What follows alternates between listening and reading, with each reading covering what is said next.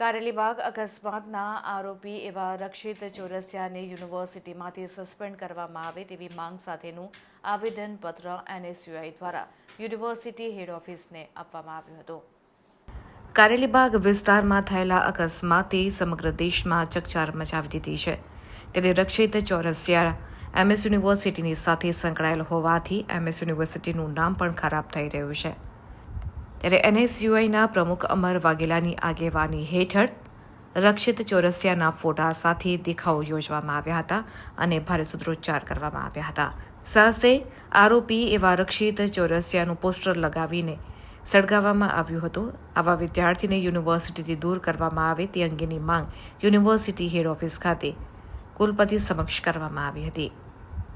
સાથે શાંતિપૂર્વક આવેદનપત્ર આપવામાં આવ્યું હતું અને માંગણી કરવામાં આવી કે જલ્દીમાં જલ્દી સત્તાધીશો નિર્ણય લે અને આવા બેફામ કાર ચલાવનાર વિદ્યાર્થીને સસ્પેન્ડ કરવામાં આવે.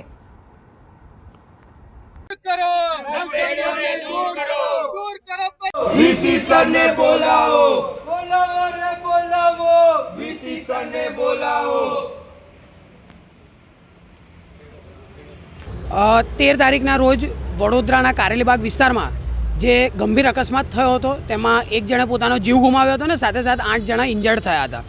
જે રક્ષિત ચોરસિયા નામનો જે વ્યક્તિ હતો, જે વિદ્યાર્થી હતો, તે એમએસ યુનિવર્સિટીની લો ફેકલ્ટીમાં ભણતો હતો અને સમગ્ર દેશમાં જ્યારે આ અકસ્માતથી ચકચાર મચી ગયો છે અને સાથે સાથે એમએસ યુનિવર્સિટીનું નામ જે છે તે કલંકિત થઈ રહ્યું છે, તેને ધ્યાનમાં લઈને આજરોજ એનએસયુઆઈ દ્વારા હેડ ઓફિસ ખાતે આવેદનપત્ર માટે ગયા હતા અને માંગ કરી હતી કે આ જે રક્ષિત ચોરસિયા નામનો જે વિદ્યાર્થી છે તેને તાત્કાલિક ધોરણે રસ્ટિકેટ કરવામાં આવે, તેને સસ્પેન્ડ કરવામાં આવે, જેથી એમએસ યુનિવર્સિટીમાં વડોદરામાં એક ઉત્તમ ઉદાહરણ આવા જે નશેડીએ લોકો છે તેમના પાસે બેસાડી શકાય. આટલી ગંભીર રિટર્ન રન બન્યું છે, શું લાગે છે, શું કહેવું છે ખાસ કરીને? એમએસ યુનિવર્સિટીમાં જ્યારે ભૂતકાળમાં કોઈ પોલિટિકલી બનાવ બનતા હોય, નાની મોટી મારામારી થતી હોય, ત્યારે યુનિવર્સિટીના સત્તાધીશો કમિટી બેસાડીને તે વિદ્યાર્થીઓને સસ્પેન્ડ કરતા હતા. તો આજે આટલો મોટો ગંભીર ગુનો થયો છે જેમાં એક નિર્દોષ વ્યક્તિએ જીવ ગુમાવ્યો છે. તો આનામાં ખરેખર સત્તાધીશોએ વિચારવું જોઈએ. છેલ્લા 4 દિવસ થઈ ગયા પણ યુનિવર્સિટીના સત્તાધીશોએ કોઈ બી એક્શન આ વિદ્યાર્થી પર લીધો નહોતો. તેને ધ્યાનમાં લઈને આજરોજ એનએસયુઆઈ આવેદનપત્ર માટે આપવા ગયું હતું કે વહેલીમાં વહેલી તકે આવા જે નશેડી વિદ્યાર્થીઓ છે તેમને યુનિવર્સિટીથી દૂર કરવામાં આવે.